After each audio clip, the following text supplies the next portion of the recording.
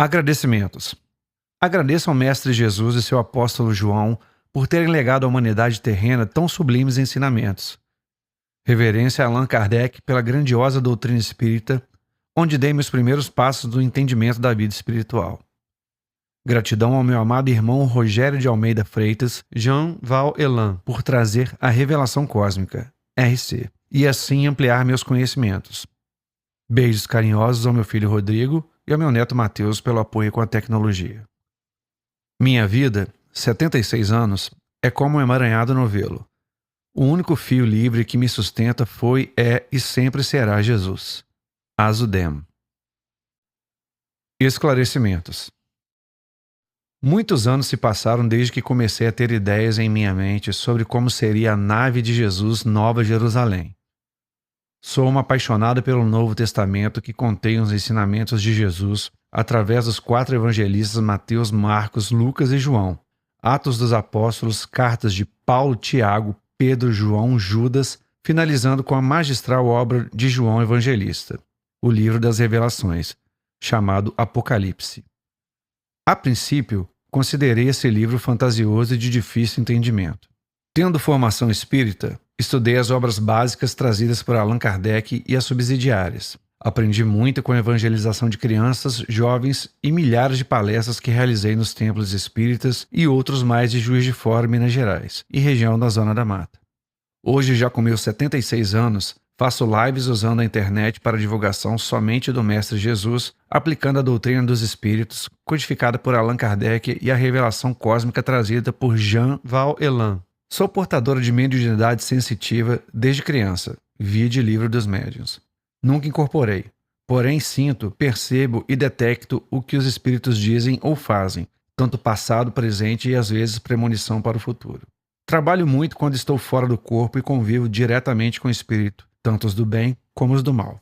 Ao longo dos anos, tive sonhos lúcidos, desdobramentos e encontros com seres que relatavam como era constituída a Nova Jerusalém. Voltava então a estudar o livro do Apocalipse, seus mistérios entre linhas. Confesso que sem as explicações sobre a vida após a morte, moradias, vestuários, alimentos e todas as condições para continuar existindo, não explicaria os ensinamentos de Jesus. Há muitas moradas na casa do Pai. Meu reino não é deste mundo. Tenho outras ovelhas em outro aprisco. Irei e vos prepararei um lugar. Desde agosto de 2024, resolvi juntar todas as minhas anotações e mais memórias guardadas em minha mente e passar para o papel. Nem de longe imaginei que se transformaria num livro. Só percebi quando começou a ficar extenso demais e com explicações que vão além do meu pobre conhecimento. João era o mais novo dos apóstolos e foi o último a escrever as 3 cartas e o 4º evangelho que, aliás, é bem diferente dos outros 3. João viu morrerem todos os apóstolos, como também os discípulos, ficando então sozinho em meio às torturas feitas por Roma aos cristãos. Já bem idoso, com mais de 100 anos, foi exilado na ilha de Patmos, no mar Egeu, na Grécia, por perseguição do governo romano. Teve que viver isolado e completamente só numa ilha rochosa e difícil de se locomover, vigiado por uma tropa de soldados de César. Em meio a essa solidão, recebeu a visita de um anjo do Senhor Jesus, que avisou que ele, João, iria receber uma profecia, vinda diretamente de Jesus ao mensageiro e repassado ao evangelista. Não deve ter sido fácil para um idoso, isolado do resto da cristandade, sem ter com quem contar. É interessante notar que às vezes João vacila, sem saber se estava no corpo ou fora dele. Sem contar que as visões foram aterradoras. Imagine termos nos dias de hoje visão do que vai acontecer com a humanidade daqui a 2000 anos, com o avanço das ciências e tecnologia. João não sabia nem o que era uma bicicleta, quanto mais um avião supersônico. Daí surgiu o fantástico livro das Revelações, Apocalipse. Não entrei em detalhes dos 20 capítulos por não ser esse o meu objetivo. Fixei-me somente nos 2 últimos capítulos, 21 e 22, onde o evangelista descreve a morada celestial preparada pelo Mestre Jesus para todos nós que atingirmos a luz e o amor, ensinados por ele há 2024 anos. Agradeço ao meu Senhor e Mestre Jesus e ao evangelista João por terem em minhas mãos esse tesouro incomparável. Boa leitura e reflexão. Perdoe-me se ferir sensibilidades dos meus irmãos de caminhada. Juiz de Fora, Minas Gerais, agosto de 2024. Regina Lúcia, Azudem. Apocalipse, os novos céus e a nova terra. João 21, 1-8. E vi um novo céu e uma nova terra, porque já o primeiro céu e a primeira terra passaram, e o mar já não existe. E eu, João, vi a santa cidade, a nova Jerusalém, que de Deus descia do céu, adereçada como uma esposa ataviada para seu marido. E ouvi uma grande voz do céu que dizia: Eis aqui o tabernáculo de Deus com os homens, pois com eles habitará, e eles serão seu povo, e o mesmo Deus estará com eles, e será o seu Deus. E Deus limpará seus olhos de toda lágrima, e não haverá mais morte, nem pranto, nem clamor, nem dor, porque já as primeiras coisas são passadas. E o que estava sentado sobre o trono disse: Eis que faço novas todas as coisas. E disse-me: Escreve, porque essas palavras são verdadeiras e fiéis. E disse-me mais: Está cumprido. Eu sou o Alfa e o Ômega, o princípio e o fim. A quem quer que tiver sede, de graça lhe darei da fonte da água da vida. Quem vencer, herdará todas as coisas, e eu serei seu Deus, e ele será meu filho. Mas quanto aos tímidos, e aos incrédulos, e aos abomináveis, e aos homicidas, e aos fornicadores, e aos feiticeiros, e aos idólatras, e a todos os mentirosos, a sua parte será no lago que arde com fogo e enxofre, o que é a segunda morte. A Nova Jerusalém.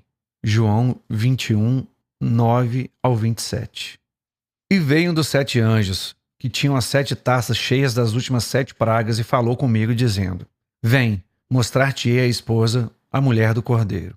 E levou-me em espírito a um grande e alto monte, e mostrou-me a grande cidade, a santa Jerusalém, que de Deus descia do céu. E tinha a glória de Deus, e a sua luz era semelhante a uma pedra preciosíssima, como a pedra de jaspe, como cristal resplandecente.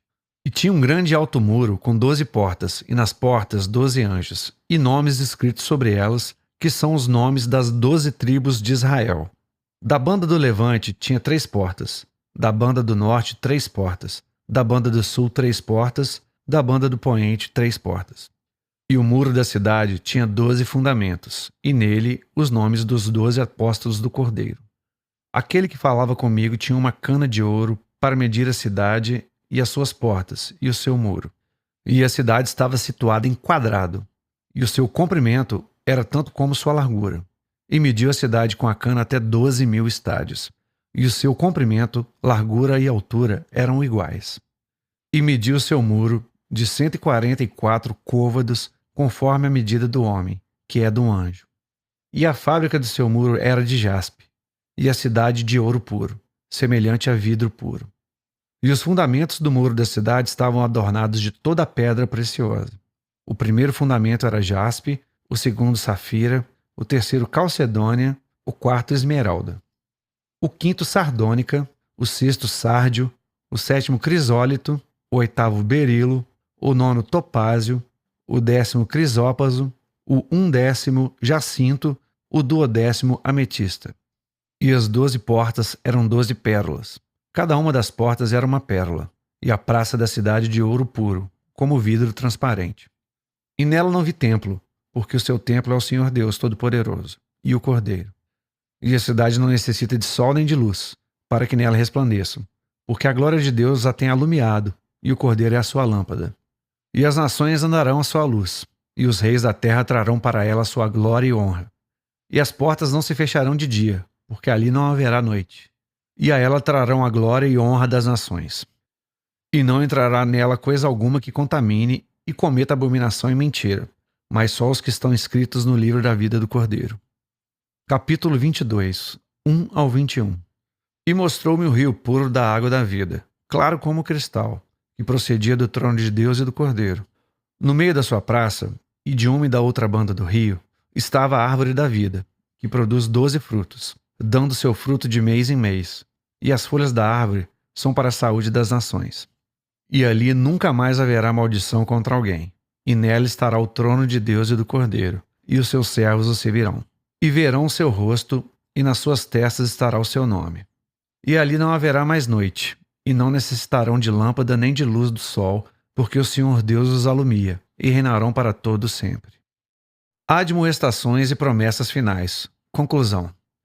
E disse-me: Estas palavras são fiéis e verdadeiras.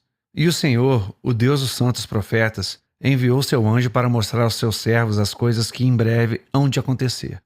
Eis que presto venho. Bem-aventurado aquele que guarda as palavras da profecia deste livro.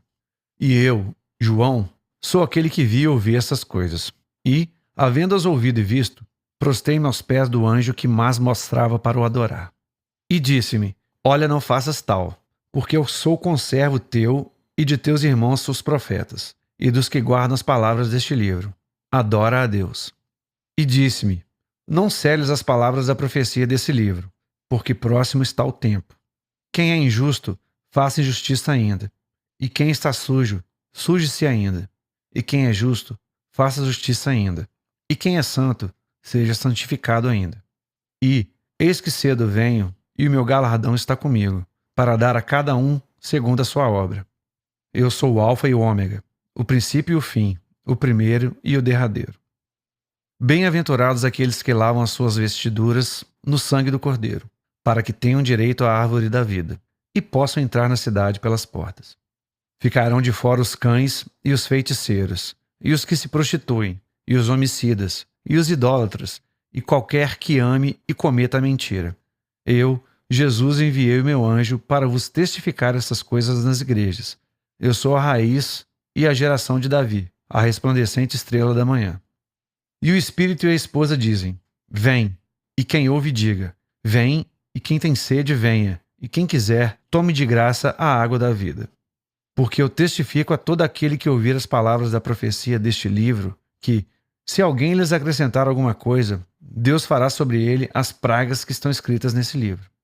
E se alguém tirar quaisquer palavras do livro dessa profecia, Deus tirará a sua parte da árvore da vida e da cidade santa, que estão escritas nesse livro. Aquele que testifica essas coisas diz: Certamente cedo venho. Amém. Ora vem, Senhor Jesus. A graça do nosso Senhor Jesus Cristo seja com todos vós. Amém. Nova Jerusalém. Descida da nave. Que susto que levei! Entre o susto, o medo do desconhecido, a beleza do compartimento em que me encontrava. Fui me adaptando e percebendo que estava no meu corpo fora do outro corpo. Era eu, porém, não era aquele corpo ali presente e muito menos aquele que havia deixado dormindo em minha cama, ao lado do corpo do meu marido. Eu era uma mente pensante e poderosa sobre meus dois, ou mais corpos. Meu Deus, o que está acontecendo? Onde estou? As perguntas pululavam em minha mente, porém não encontrava respostas em meu interior. Disse para mim mesma: Calma, Regina. Lembra do Mentalman, método de respiração criado por Jean Vauelan, responsável pela revelação cósmica, RC. Feche os olhos, respira fundo, bem pausado, e após 6 exercícios respiratórios, cite seu mantra, devagar e consciente de cada palavra. Após o exercício respiratório, as batidas do meu coração aquietaram-se e senti que o cérebro havia sido oxigenado. Pude raciocinar melhor, mesmo estando assustada. Repeti em pensamento meu mantra preferido mais de umas 3 vezes. Mas se vós soubesses o que significa, misericórdia quero e não sacrifício. Não condenareis os inocentes. Jesus. Acalmei bastante, apesar de assustada com o desconhecido. Só nesse momento consegui ouvir a voz robótica que soava por todo o ambiente. Dizia: Não se assustem, somos seus irmãos galácticos. Há muito tempo tentamos contato com vocês. Não lhes faremos nenhum mal. Em breve irão entender tudo. Somos seus irmãos galácticos. Pude agora perceber que era uma nave maravilhosa e cheia de tecnologias avançadas. O ambiente era agradável e sereno. Pude ver que também não estava sozinha. Devia ter umas 100 pessoas que, como eu, estavam também assustadas. Tinham crianças, jovens e velhos, e percebi que alguns eram famílias que se aconchegavam, ou mesmo que se agarravam uns aos outros. Bocas estavam abertas e arregalados os olhos.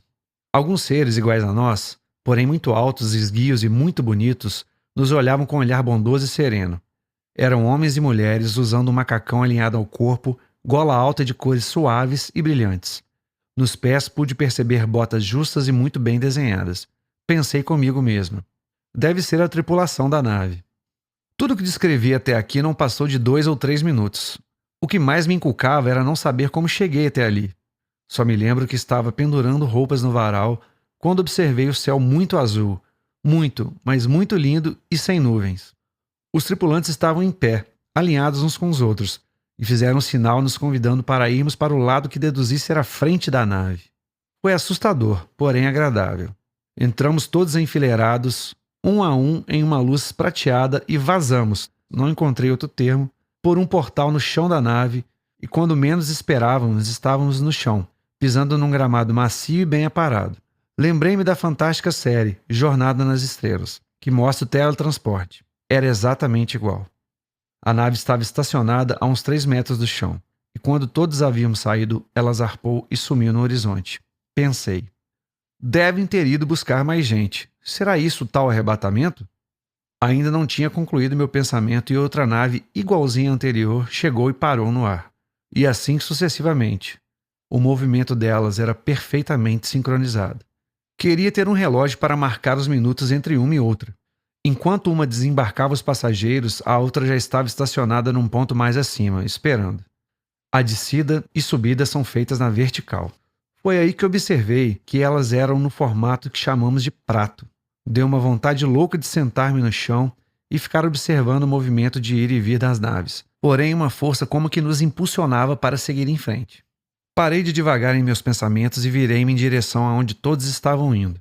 Deparei-me com um imenso muro. Lembrei-me do evangelista João quando nos descreve o tamanho desse muro. Fiquei com o pescoço doendo de tanto olhar para cima e para os lados. Claro, não consegui ver o final do muro, bem como sua altura e largura. Esta medida é a mesma para o comprimento, largura e altura, ou seja, o muro é enquadrado.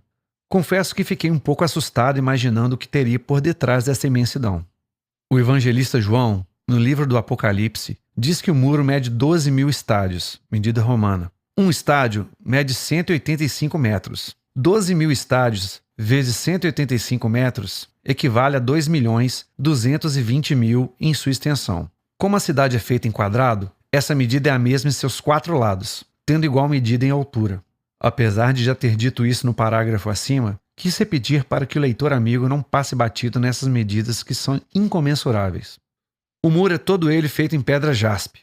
Tem 12 fundamentos, alicerce, feitos cada um com um tipo de pedra preciosa. O primeiro jaspe, o segundo safira, o terceiro calcedônia, o quarto esmeralda, o quinto sardônica, o sexto sárdio, o sétimo crisólito, o oitavo berilo, o nono topázio, o 10º crisópraso, o 11º jacinto, o 12º ametista. Cada fundamento tinha o nome de um dos 12 apóstolos de Jesus, sendo eles Simão, Pedro, André, Tiago, João, Filipe, Bartolomeu, Tomé, Mateus, Tiago, Tadeu, Simão e Judas. No muro existem 12 portas, ou seja, para cada lado do quadrado existem 3 portas. Cada uma delas feitas de enormes pérolas brilhantes e majestosas. Um anjo guarda cada porta e cada uma delas tem escrito os nomes das 12 tribos de Israel, sendo eles Rúben, Simeão, Judá, Zebulão, Issacar, Asher, Neftali, Efraim, Manassé, Gad, Benjamim e Levi. Perguntei para mim mesma, seriam essas as 12 entradas, portais interdimensionais? Estaríamos passando de uma dimensão a outra? Por mais que quisesse ficar olhando aquela maravilha, não conseguia tal impulso para seguir em frente. Estávamos todos sendo empurrados por uma força invisível, que não sei explicar. Hoje entendo que esse procedimento era necessário, pois além de estarmos extasiados, assustados e maravilhados, não sabíamos de nada, para onde ir e como proceder. Raciocinei também que se ficássemos parados ali, iria aglomerar e tumultuar, com a quantidade de gente chegando nas naves sucessivas. Vi-me diante de uma enorme porta que devia medir uns 6 metros de comprimento por uns 3 de largura. Incrível a organização e disciplina que todos ali estavam. Não havia fila e todos éramos encaminhados um a um para a frente das portas. A porta com o nome de Judá se abriu e eu entrei. Coração agora estava acelerado. Pensei, o que será que me aguarda atrás dessa imensa porta? Mesmo assustada, não recuaria de forma alguma, pois a força que me impulsionava era maior do que a minha vontade. E, além do mais, tenho um defeito enorme, sou super curiosa. Após passar pela porta feita de pérola, deparei-me com uma porta corrediça, iguais às nossas daqui da superfície terrena. Ela deslizou para o lado e, impulsionada, entrei. Suavemente a porta deslizou-se ao contrário e fechou-se. Estava eu, sozinha, num compartimento, tipo esses elevadores de luxo, contudo, sem mover-se. Tinha mais ou menos 2 metros por 2. Paredes e tetos almofadados na cor azul celeste clarinho. No chão, um belo e rico tapete, que encantou meus olhos e percepção de artesã. As flores desenhadas eram como vivas e iam dos tons de cinza clarinho ao azul ultramar, combinando os tons azulados até o azul cerúleo. Salpicadas de azul celeste, combinando com o branco. Uma beleza indescritível. Obra digna de Renoir, meu pintor preferido. Com a perfeita profundidade, visualizei verdes folhas muito discretas e suaves que se escondiam por detrás das flores, dando um colorido parecido com a aquarela bem diluída. Quando pensei em aquarela, veio à minha mente um desenho feito pelo professor de artes do meu neto, que pintou, descrevendo-me a visão do meu mestre Jesus. Ele passeava por um caminho florido, coberto por uma árvore frondosa, com muitas crianças que haviam resgatado da grande tribulação de violências, causadas por terrestres e extraterrestres do mal. Coloquei o título nessa aquarela de Jesus e as Crianças. Entre espasmos de espanto, delírios de beleza e contemplação, percebi um barulho soprando sobre o meu estático corpo que vinha de todas as direções. Olhei para cima e verifiquei que do teto jorrava uma corrente de energia que inundava meu organismo. Penetrava e higienizava todo o meu corpo. Era agradavelmente salutar e inebriante. Senti todas as mazelas, vícios e maus pensamentos se dissiparem. Senti-me purificada e livre de amarras da superfície terrena. Não sei precisar o tempo que ali fiquei, absorvendo aquelas energias dispersivas de miasmas. Só sei que me senti muito bem. Logo entendi que passei por uma purificação das energias negativas que trouxe comigo da superfície terrestre. Uma voz robótica alertou-me. Movimente e esfregue seus pés no tapete abaixo. Fiz o que me indicaram e, claro, como sou muito curiosa, olhei para baixo enquanto esfregava os pés. O que vi deixou-me encantada. O lindo e florido tapete estava inundado de uma substância viscosa, amarelo ocre, meio esverdeada. Ele parecia vivo. Filtrava tudo, enquanto as flores moviam-se, sugando todo aquele líquido. Confesso que fiquei com medo daquilo sugar meus pés. Comecei a sapatear, trocando de lugar. Nesse momento, a porta do lado contrário àquela que entrei abriu-se e entendi que era hora de sair dali. Ainda olhei o tapete e constatei que ele havia voltado ao seu belo normal. O soprador do teto parou de funcionar. Saí daquela cabine e a porta fechou-se imediatamente atrás de mim. Observação. Mais tarde, fiquei sabendo que as pessoas com deficiência física ou mental, acamados, recém-operados cirurgicamente ou em coma, passavam por cabines especiais próprias para receberem macas, cadeiras de rodas, juntamente com apetrechos, soro, sangue, sondas, bem como quaisquer outros cuidados. Alguns desses irmãos eram monitorados por médicos e enfermeiros, desde a viagem nas naves, e iriam direto para as alas específicas do hospital, passando por outra entrada, diferente das nossas, evitando assim constrangimentos e olhares curiosos. Olhei à minha frente. Vi uma pequena rampa com uma espécie de ladrilho muito brilhante, parecendo vidro. Olhando ao redor, vi enormes jardins com um perfeito gramado muito bem aparado. Era tão verdejante e fofa que me deu vontade de rolar nela. A rampa deveria ter uns 3 metros de largura por uns 10 de comprimento. Ladeando a belíssima e suave subida, fiquei extasiada com a quantidade de florezinhas coloridas. A maioria delas eu desconhecia, ou seja, nunca havia visto em minha existência terrena. Porém, entre elas, constatei a presença de beijos e miosotes. Amo essa última pequenina, delicada e na cor azul. Vi também calanchoês, sempre vivas, bem como algumas delicadas folhagens que aqui chamamos de tapete, enfeitando os cantos. Pequenas árvores de azaleias em tons variados e delicados. Os perfumes que chegavam às minhas narinas eram deliciosos. Dava para perceber que vinham de longe, onde tinham matas e mais matas. O cheiro lembrava aromas misturados entre frutas e flores, entre eles o pêssego, a uva, a ameixa, o azedinho do damasco e a adocicada tâmara. Também senti um delicioso perfume de eucalipto e rosas. Lembrei-me do lindo livro escrito por Ramatiz através do médium Hercílio Mais, O Sublime Peregrino, onde o autor relata o perfume maravilhoso da cidade de Nazaré à época de Jesus. As ruas eram cercadas por muitas flores e frutas e costumeiramente as famílias fabricavam geleias deliciosas e o perfume das frutas inundava toda a região. Voltando aos canteiros que ladeavam toda a rampa, a impressão que dava é de que o jardineiro que cuidava deveria ser mais um arquiteto do que só um cuidador de jardins. Não havia um só galho fora do lugar ou destoante do todo. As curvas, retas e alturas eram perfeitas, combinando tamanho e cores num degradê fantástico. Sem contar que em meio ao gramado simetricamente plantados, haviam círculos perfeitos com as mesmas flores, tudo colorido e harmônico. Não fosse o que via a seguir, ficaria ali por horas observando aqueles jardins. Ainda nesse êxtase, ouvi um vozerio. Quando olhei, eram centenas de pessoas subindo a rampa e, assim como eu, estavam encantados com os jardins. Foi aí que percebi que ao lado da cabine em que eu havia saído, haviam dezenas de outras iguais. Todas as cabines eram brilhantes e de cores suaves do azul ao prateado. Essas pessoas que subiam a rampa tinham também passado pela limpeza energética. Eram mulheres, homens, jovens e idosos. Tinham também algumas poucas crianças felizes e saltitantes. Percebi que estavam acompanhadas de seus pais e ou algum responsável. Entristeci e cheguei a chorar, lembrando-me das milhares de crianças desaparecidas na superfície do planeta Terra. Onde estariam? O que havia acontecido com elas? Quais seriam os destinos delas? Uma vez vi numa live que os Greys, raça de extraterrestres, sequestram crianças e que ninguém percebe. Não existem testemunhas ou rastros deixados. Numa outra live, também fiquei estarrecida com um relato de duas convidadas que disseram que, ao fazerem viagens astrais, desdobramentos, viram naves e outros locais abarrotados de crianças.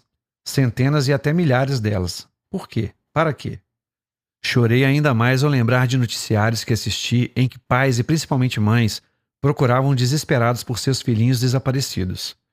Entre decepções, tristeza e até mesmo o horror que me respondiam interiormente, levantei a cabeça para interrogar Jesus sobre seu ensinamento com a inocência das crianças, quando diz: "Deixai vir a mim as criancinhas e não as impeçais, porque delas é o reino dos céus." Onde? Quando? Vou ser sincero, não vi progresso. Não vi libertação. Só maldades, crueldades e hediondez. Verdadeiros monstros violentadores de nossos pequeninos. Sofrimentos acompanhados de sequestros, seguidos de cativeiros, longe dos amorosos pais e de seus lares aconchegantes de amor, carinho e segurança. Perguntei-me de novo: seremos matrizes para somente gerar vidas? Em meio a essas interrogações e com o coração dolorido, olhei para cima e tive a visão mais linda que meus olhos já viram. Acima do enorme prédio à minha frente, um letreiro brilhante pululava como se fosse vivo. As letras eram de um colorido suave, porém chamativo, iam do vermelho ao dourado, com raios prateados que atingiam as nuvens.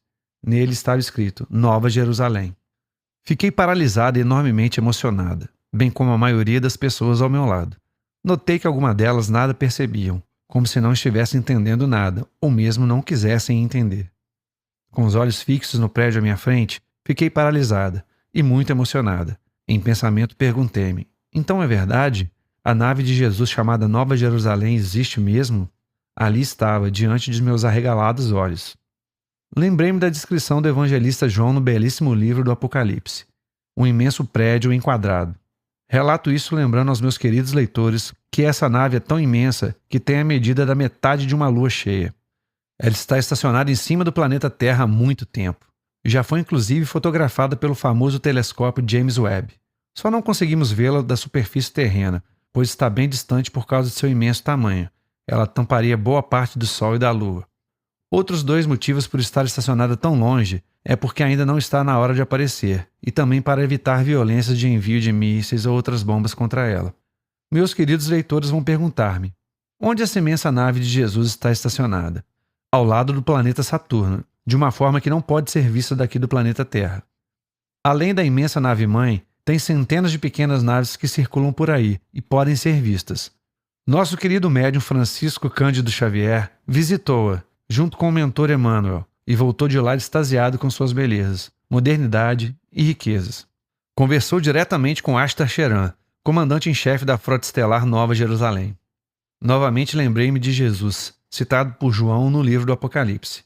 Está cumprido, eu sou o Alfa e o Ômega, o princípio e o fim. A quem que tiver sede, de graça lhe darei da fonte da água viva. Quem vencer, herdará todas as coisas, e eu serei seu Deus, e ele será meu filho.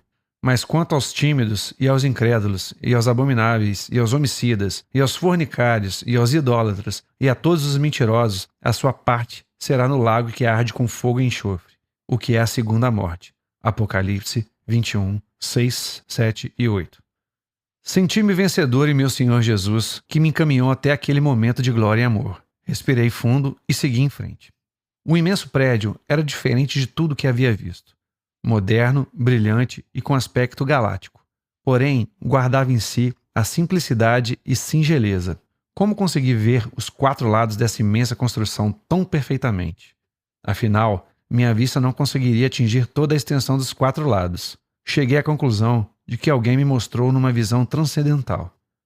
As paredes eram douradas e brilhantes, tudo em ouro puro. Foi aí que percebi que havia muitas portas e todas elas tinham igualmente a mesma rampa e as pessoas que ali subiam eram automaticamente dirigidas para cada uma delas. Tudo muito organizado e perfeito. Olhei para cima e visualizei uma arquitetura perfeita, onde todos os andares tinham muitas janelas simetricamente dispostas. Elas eram cravejadas em suas circunferências de pedras preciosas como turmalinas, safiras e esmeraldas. Fiquei extasiada com a beleza e ordem das cores, combinando o azul seguido do cristalino e após o verde. Maravilhoso! Os vidros eram tão brilhantes que tive a impressão de que eram feitos de água cristalina. Parecia que pululavam. Parei no topo da rampa e olhei para trás.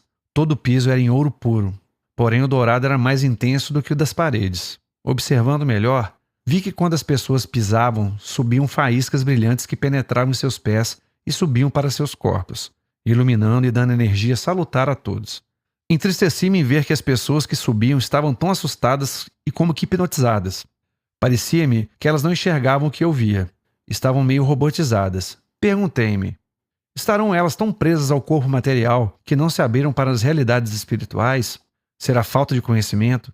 Será que nunca leram ou mesmo estudaram o livro do Apocalipse, ditado por Jesus, ou Rockman, Eu Superior de Jesus, o Cristo Planetário, ao evangelista João?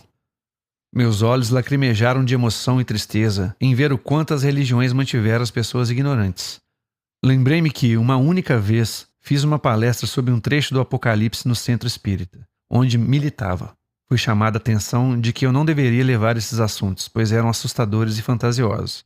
Fui também chamada de crente por várias vezes levar minha Bíblia e discorrer sobre as parábolas e passagens do Novo Testamento. Uma diretora da casa chamou-me em particular e pediu-me para não apresentar esses temas. Perguntei por quê. Ela respondeu: são muito bíblicos. Quando discorri sobre a passagem chamada Jesus lava os pés dos discípulos, fui repreendida, pois ela disse que esse tema é ridículo, porque rebaixa Jesus. A seguir disse-me que estava faltando-me carregar a Bíblia debaixo do braço. Após dizer isso, deu uma gargalhada sarcástica que me desconcertou. Minha cabeça rodopiou e refleti. Na verdade, os católicos se apegam a rituais e repetições, pecados e condenações ao fogo do inferno, purgatório e venda de lugares no reino de Deus. Os chamados evangélicos pregam somente os trechos do Velho Testamento, com seu Deus Jeová cruel e insano, onde manda matar, queimar, apedrejar e até mesmo abusar de criancinhas. Condenações ao fogo do inferno e pecados que levam as pessoas ao medo e não à libertação, sem contar as exigências de dinheiro, dinheiro e mais dinheiro. Ainda não entendi se eles acreditam e explicam a vida após a morte. Os budistas dizem que é só meditar, meditar e voltar-se para dentro de si mesmo. Ainda que o mundo caia em cima de todos, deve-se entoar mantras o tempo todo de adoração aos seus deuses, Krishna, Shiva, Ganesha e outros. Basta cantar e louvar, Hare Krishna, Hare Hare. Os espíritas dedicam-se aos assuntos doutrinários espíritas e à sua pureza, onde não se pode mexer numa vírgula e a preocupação em esconder fenômenos mediúnicos. Reuniões mediúnicas fechadas às 7 chaves, onde pobre não trabalha, como se ele não tivesse o direito de ser sensitivo como qualquer outro. Não se podem também participar das assembleias ou diretorias da casa. São como evangélicos. Isso não pode, isso também não, e aquilo nem pensar. Os umbandistas são voltados somente para os fenômenos e coisas materiais, como bebidas alcoólicas, charutos, cigarros, velas, incensos, trabalhos disso e daquilo nas encruzilhadas, cemitérios, comércios e casas. Comida para preto velho, como feijoada, canjica, frango e farofa. Doces parerias. Desculpe meu comentário, porém aqueles que preparam esses alimentos em sua maioria não têm o que dar de comer aos seus filhos em casa. Sem contar as roupas exigidas que são caras e complicadas. Ninguém nunca me explicou por que as mulheres médiuns têm que usar um pano apertando os seios e por que não podem trabalhar quando estão menstruadas, e ninguém pode ter relações sexuais 2 ou 3 dias antes das sessões. Recomendações outras como chás, banhos, assenta assim, dorme assado, evita isso e aquilo. Raro ler um livro, mesmo assim como a doutrina espírita, estuda sobre pontos riscados e quem são as entidades, suas vaidades, exigências e postos hierárquicos. E a barulheira, atabaques e uma alta cantoria, reverenciando as entidades que chegam a ser ensurdecedor. É um dar-lhe palmas e corpos encurvadas para as chegadas dos espíritos. Precisa-se fazer muito esforço para entender o vocabulário complicado dos espíritos em meio ao vozerio e cantigas muito agressivas e altas. As entidades cospem no chão e falam palavrões. Tratam mal os voluntários cambonos, que humildemente os servem como se eles fossem imperadores. Denominam médiuns e mulas, burras, aparelhos, éguas e cavalos. Os Exus são agressivos e dominadores, e só atendem depois de meia-noite, dando aquela gargalhada que mete medo e fazem tremer a todos. Alguém te feriu? Façamos um trabalho para desmanchar a demanda. Pergunto-me, para que isso? O que é isso? Cadê Deus e Jesus, o Mestre? Onde estão os ensinamentos dele? Cadê o amor ao próximo? Cadê o perdão das ofensas? Amar o inimigo? Alimentar a quem tem fome? Aliviar a sede do sedento? Visitar os detentos eleitos de dor e sofrimento? Socorro, cadê o amor?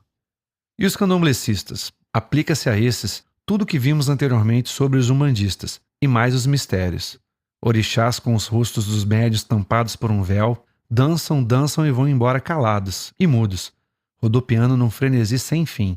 Gostam de sangue e intuem os dirigentes médiuns a sacrificar animais como cachorros, cabritos, bodes, bezerros, galinhas e humanos, principalmente criancinhas que, quanto menores, melhor. Os rituais são cruéis e hediondos. Vide no Google a palavra adrenocromo. Judaísmo, religião do povo judeu, tem como profeta Moisés, mantém rituais antigos e complicados, orgulhosos discriminadores dos outros povos e das outras religiões.